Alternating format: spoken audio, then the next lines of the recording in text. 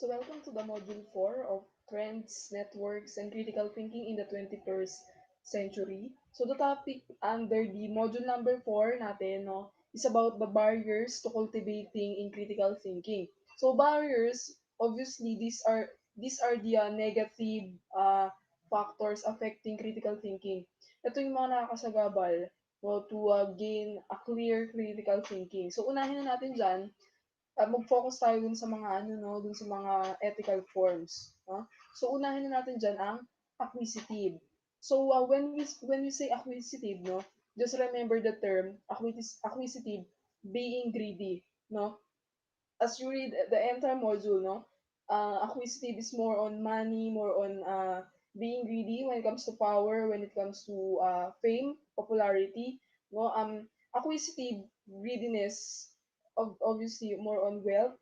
It's more on material possessions, no. So bigyan natin ng example yan. So in the Philippines, there are many acquisitive persons, no, related to corruption. So pag sinabi kasi natin acquisitive, being greedy, it is more on corruption in the government, to the funds of the people, taxes, no, to gain fame, to gain or popularity. So example natin dyan is the pork barrel scam, no, during the President Benigno Aquino III administration, the pork barrel scam. So the scam, no, may mga nakulong na senators, may mga responsible persons so under the pork barrel scam. So that is the example of being acquisitive person, being greedy to the wealth, to the power, the wealth of the people, using it under the corruption or any illegal matters, no. So in acquisitive kasi, no, the person under or experiencing these acquisitive ethical forms, it is more on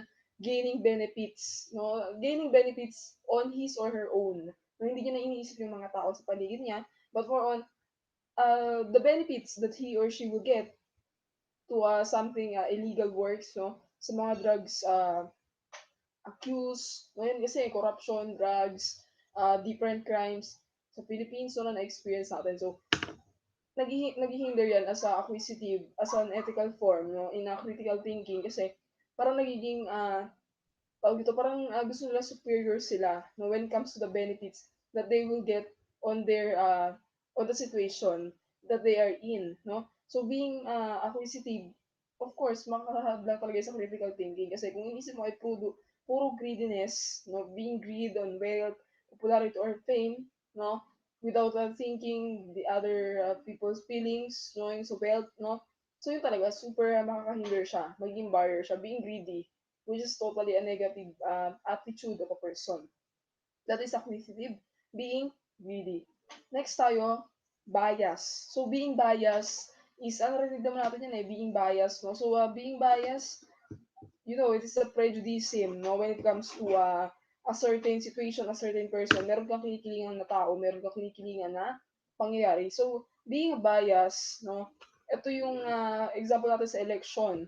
So, sa election, nagiging bias ka kasi maaaring kamag-anak mo, meron tinatawag na kasi nepotism. Pag sinabi mong nepotism, it is more on blood-related, no? Kung sino yung sa gobyerno, of course, yung family, yung itatalaga niya sa government. Kung tropa mo yan, kung kamag-anak mo yan, kung yan ba ay kakilala mo, kaibigan mo, no? Uh, Being biased more on a friendship. So, syempre, pipiliin mo siya kasi mas malapit mo siyang kaibigan at may pinagsamahan kayo. No? It's about, you're not thinking about the quality, the result, no? The quality of the result. Kasi mas tinitignan mo yung relationship mo to the other person, kaya ka nagiging bias. Or maaari din kasi being biased, maaaring i-apply natin dito, mas okay yung constructive criticism. When we say constructive criticism, you are looking to the both sides, the positive and negative. Being biased kasi, hindi kasi yan may ano yan na parang sabi nga bias, parang being judgmental, but there are difference, no? Differences between bias and being a judgmental.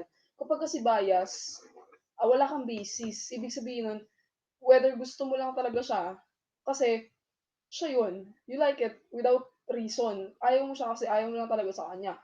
Maaring sa physical appearance niya, maaring sa kanyang intellectual ability, no? Being biased is like, may kinikilingan ka lang talaga without valid reason. Pag sinabi mo naman kasing judgmental, kapag sinabi mo kasing judgmental, ito ay may kaibahan sa pagiging bias. judgmental, meron kang reason, meron kang decision na ginawa. Ibig sabihin, ah, ginudge mo yung isang pangyayari, mas pinili mo yun kasi nga, meron kang valid reason. Kapag kasi bias, wala kang valid reason.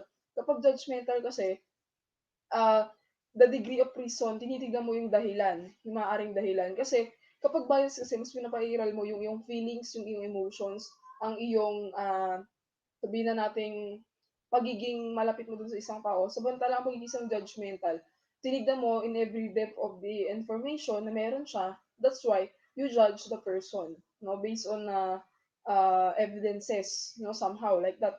So that's it. Differences between bias and judgmental. Bias, you have no reason just to hate or like the person. Pero ang pagiging judgmental, meron kang evidence, meron kang batayan. No? That's why you decide, no, pinairal mo yung decision making sa dulo. So yun eh. Either you hate the person, either you like it, no, that's being biased. Pero sa election, o kung gusto mo sa political system, you're like Dilawan or dun ka sa mga Yellow Liberal Party or either dun ka sa PDP laban, no? Mamimili ka dun kasi eh, di ba? Kung maaaring maging bias kasi nga tinitignan mo yung anong administration, ano yung economic status, ano yung ginawa para sa ekonomiya, ano yung ginawa para sa bansa. More likely ganun kasi yung thinking ng mga tao ngayon eh. They are more on being biased without thinking the positive and negative side of that party. Mas okay lang natin yung constructive criticism na paulit-ulit kong sinasabi sa inyo. So you're not able to be biased in the different situations, no? Sa COVID-19, kasi ayoko dito sa administrasyon na 'to, wala namang ginagawa, ganyan-ganyan. Hindi naman kasi natutuloy pa yung vaccination kasi napakabagal ng gobyerno, napakabagal ng sistema, ang bagal ng processing without the being incompetent ng Secretary of Health, ng administration or the IATF na sinasabi, no? Just look to the constructive criticism view, no? For you to not be a bias in that situation. And next, bigot. So being ito namang bigot kasi ano siya, more on racism. So pag sinabi kasi nating bigot, no, may pinapaniwalaan ka lang certain beliefs, opinions, or fictions, no? Parang like sa racism, kung ikaw ay maputi, ikaw ay maitim ka, no, when it comes to culture, example natin dito, USA and the Africa. So basically, yung racial discrimination kasi prone yung mga taga-Africa. Yung kulay nila, no, Black African, Black American. So related siya sa racism, no? Ang mas being a bigot person, meron kang pinaniniwalaan na hate mo yung mga ganitong uri or yung ganitong lahi. So bigotry or more on racism, meron kang hatred, may namumukang hatred doon sa certain na race na yon. Ngayon ay mga taga-African people, kasi nga yung kulay nila, tapos kayo naman, nasan din kayo sa country na maputi yung mga tao doon, no? So you have the hatred of the African region, no? And isa pa, aside sa racism, meron tayong sa religion, no? So iba-iba kasi ang beliefs ng mga tao, iba-iba ang religion, iba-iba ang pinaniniwalaan. So meron kang ah kinaiinisan na religion, meron kang hate culture or beliefs. Kasi nga, you are very against with that certain culture. So you're being labeled as a bigot person kasi nga meron kang sariling belief na pinaniniwalaan. So ang mangyayari niyan, you're going to hate that you're going to be against doon sa kalaban ninyo or doon sa inyong contradictory part na race. No, kung ako ay Filipino, ikaw ay USA, Filipino, so nawawalan ka na ng love for the country, wala ka ng patriotism, wala ka ng nationalism. So parang mas tinatangkilik mo yung produkto ng mga taga-Amerika, tinatangkilik mo yung produkto ng Korea, ng Japan. So maaaring at the end niyan, mawawalan ka na ng tiwala sa local products. No? So therefore, magiging isa kang bigot person because you have your own beliefs, opinions, you hate the culture that you have, no? Mas pinapangkilik mo yung ibang produkto ng ibang bansa kaysa sa sarili mo, no? So that's it. Being antagonistic or you are against with that culture or such thing, no? That is bigot. Ito naman, bully. Napakadali lang naman ito, no? Bully, narinig nyo naman yan, cyberbullying, bullying verbally, physically, mentally, no? So, a bully person, of course, bully, di ba, parang ito yung pagiging superiority. you want to that person na binubuli mo, no? Kasi nga tinitignan mo yung kanilang inferiority, no? Yung kanilang pagiging mababa. Pero in the reality kasi, the person, the bully person, no? Syempre ang inaano nila, yung kanilang binubuli is yung mga weaker-minded, yung mga small person, yung mahihina yung loob nila, yung madali lang nilang takutin. But more on bully person, sila yung mga nananamantala ng sitwasyon. Pero ito sa mga bully people na ito yung mga actually they are weak inside. They want to portray figure of being strong. So definitely inside sila ay weak. Gusto nilang mag-down ng mga tao just to portray that they are strong, no? Na sila ay nagiging superior against that person, no? Inside is weak. They just make or ginagawa na lang nilang pabalat bunga yung mga kanilang binubuli because of just to make them self-empowered or maging ano sila, tingin sa kanila ng mga tao, ay malakas sila, di ba? So, being a bully person, nakakasira talaga ng critical thinking because you're not feeling, alam mo yun, sa words, sa body, no? Parang hindi ka totally, parang nagiging dependent ka, kaysa maging independent ka. Dependent ka dun sa mararamdaman ng tao ng mga binubuli mo. So, that it, kasi ang critical thinker, di ba, sinabi ko sa inyo, 3 R's plus 7 C's equals 21st century learning, not critical thinking. So, just avoid being bully or huwag kayong magpapaapi, magiging bully, no? So, your critical thinking will be totally destroyed, no? Next, callous.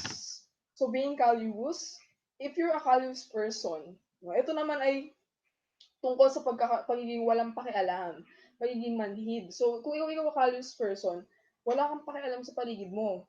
Ibig sabihin nun, iniisip mo lang yung sarili mo, being selfish. You don't care about the person's feelings around you. Makakasakit ka ba?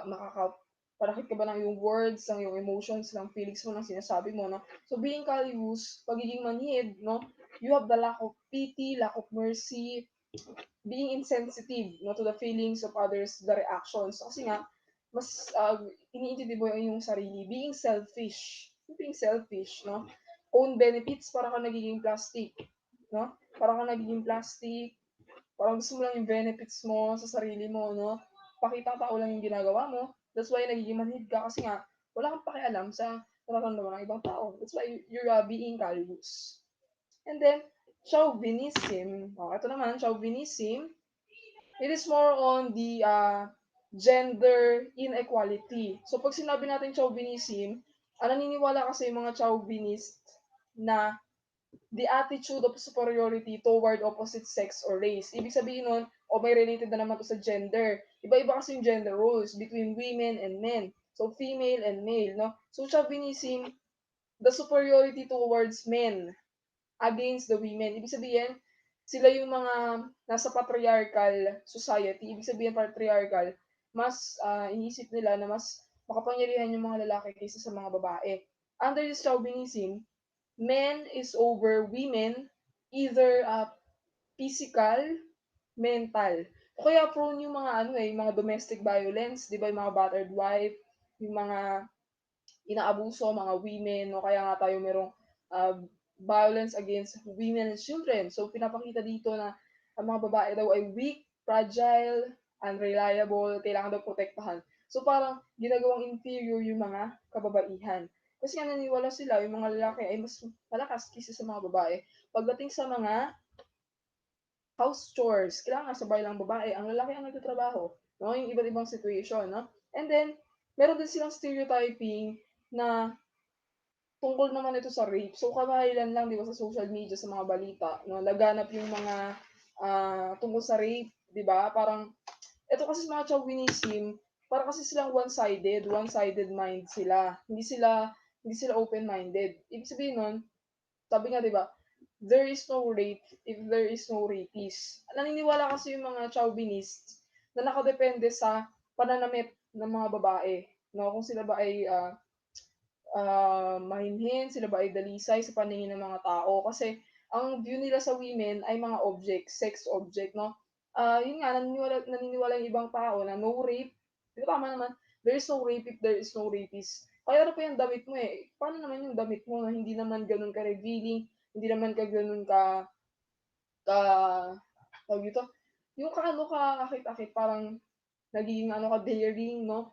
So it also, affects siyempre yung sa paningin, sa portray ng posture or gesture ng isang kababaihan, lalo na sa kanyang pananamit. Ano yung makikita ng mga lalaki sa kanya 'no. So nagiging ano kasi sila siyempre yung mga alam naman natin, women are conservative 'no and, this, chauvinist, sinabi ko nga sa inyo na ang batayan nila ng, pagkababae ng isang tao pagdating sa, ah pananamit kasi sila, they should dress appropriately to avoid being, raped. Which is parang ano naman siya 'no, nasa etiquette kasi siya 'no. Wala naman kasi sa ako kasi naniniwala na wala naman sa pananamit 'yan kung ikaw ba ay mara-rape o hindi 'no. Basta maayos ka disente ka or inosente ka manamit, 'di ba?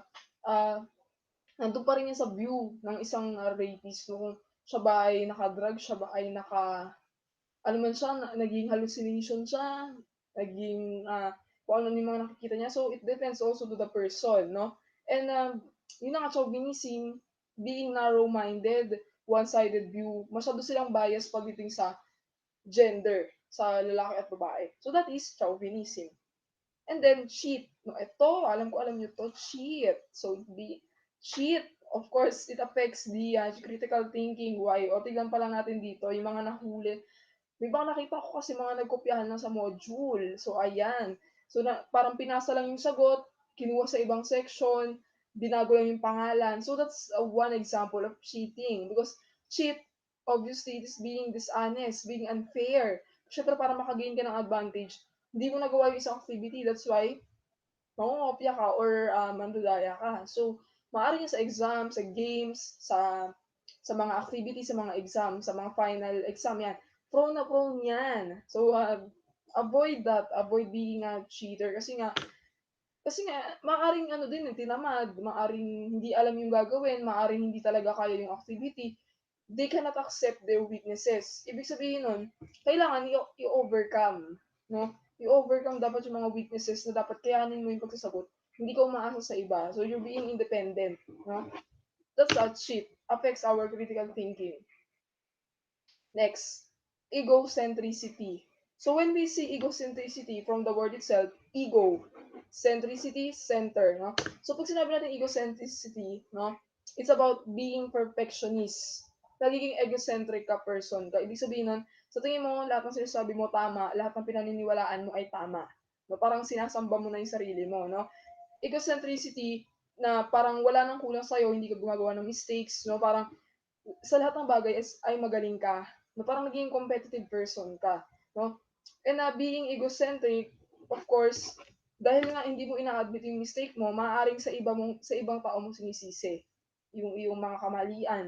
So, avoid being egocentric kasi hindi talaga yun makakatulong. Kasi nga, they do not accept or, nor own their mistakes kasi sinisisi na sa ibang tao. So, being an egocentric person, magiging ano kasi magiging tawag dito, parang tingin mo sa sarili mo is superior ka among other people. And then, ethnocentricity. So, ayan naman. Egocentricity about being perfectionist, no? Self, it's all about self. While ethnocentricity, ethno, meaning culture, centricity, center. So, eto namang ethnocentricity, a group of people or a group of, persons, no? Naniniwala sila na mas ahead or mas superior ang kanilang kultura kaysa sa ibang kultura, sa ibang grupo. Example natin dito sa ethnocentricity, sasabihin nila, USA, maano yan, mayayaman yan, maganda yung kultura nila, sa language pa lang nila, sa grammar pa lang nila, sa kanilang mga produkto, pagdating sa ekonomiya, sa worldwide economic status nila, no? So, ethnocentricity kasi, mas pinaniniwalaan mo na isang bansa, mas mataas kasi sa, ay, yung Pilipinas, mahirap lang yan yung Amerika, mayayaman yung mga tao dyan. So, parang, nagiging superior yung mga taga-USA. Ganun din sa Africa, siyempre magiging inferior sila kasi nga underdeveloped yung kanilang, region, Japan, Korea, China. O yung China, the sleeping giant, no, in, Asia. So, China, alam niyo na nakikipagsapalaran yan sa ekonomiya pagdating sa mga produkto nila sa iba't ibang bansa. So, parang tinitignan nila yung sarili nila bilang, sa fame, sa popularity, sa kanilang, superiority when it comes to their economic products, no?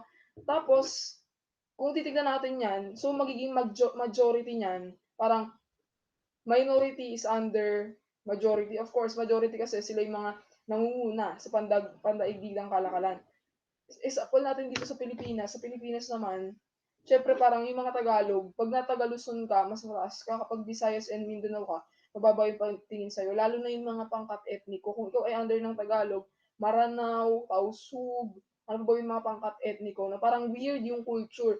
Meron silang kinikilingan pagdating sa mga kultura. Kaya ang nangyayari niyan, nagiging superior yung isang kultura. Kasi nga, sa mindset ng ibang tao, mas dinedegrade nila or naging inferior yung sarili nila. Yung iba naman na superior country, mas lalo silang nakikipagsapalaran talaga, lumalaban talaga sila, no? So that is ethnocentricity, no? A culture being superior to the other culture.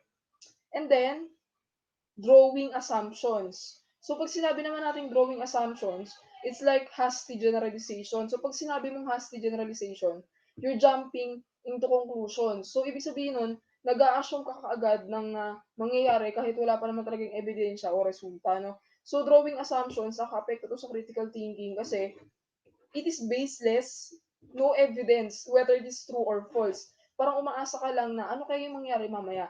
You're going to take the risk or lose the chance. So more on yan, lumalaban talaga yan, mga nagte-take talaga ng risk. So ibig sabihin nun, ito yung mga, kung ano man yung resulta, go lang sila, no? Drawing assumptions, ito yung mga bahala na, ano yung resulta, di ba? Bahala na kung ano yung resulta, basta go lang, di ba?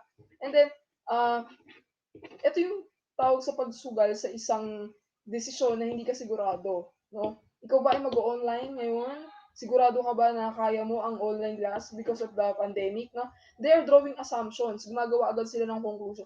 Ay, hindi ko kaya kasi mahirap, no? Without trying, no? That's why ang nangyayari niyan, due to the failed decision na yung ginawa, no, ang mangyayari niya sa dulo, you're going to regret yourself. Akala ko kasi ganito, akala ko kasi ganyan, no? The regrets, nasa dulo yan, no?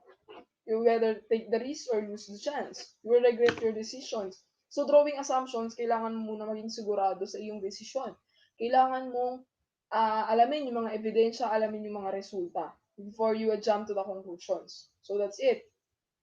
And then, eto na ang pinakahuli natin, eto na yung pinaka-solution natin. Ano kaya yung mga dapat mong i-adjust? Ano yung dapat mong baguhin, no? So, we know, critical thinking is the art of taking charge of your mind. So, ibig sabihin nun, ikaw mismo yung kokontrol sa iyong pag-isip, no?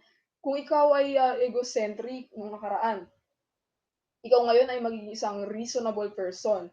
Magiging fair ka, titignan mo yung opinion ng ibang tao. Kung ikaw naman ay nagmamalit ng mga tao, ikaw ay humiliating other people, ikaw naman, ito yung sa kalyusen, kumanhid ka dati. So, ikaw magiging considerate person ka. No? Magiging considerate person ka. And then, kung ikaw naman ay more on being acquisitive, greediness, no? Titignan mo naman ngayon yung feelings, you're being thoughtful, you're being less selfish. So, ganun din being considerate. And you will show your integrity, you're being more reasonable. And then, ito, yung iba dito, no, maging open-minded kasi yung iba makikitid yung utak, makikitid yung decision. So, yan, babago mo na yung sarili, you're going to adjust, you're going to think critically, di ba? You're going to change yourself in thinking, no, understanding the different opinions, culture, beliefs of other people. So, being considerate, being reasonable, being fair, being hindi ka judgmental, hindi ka bias. So, ilan yun sa mga dapat isaalang-alang in order for you to enhance your critical thinking. So, that is Module 4. Iyan lang naman yung mga yung mga barriers. So, madadali lang naman siyang tandaan at madadali nyo lang din yan ma-relate sa mga example natin. So, that's it. Thank you so much for listening.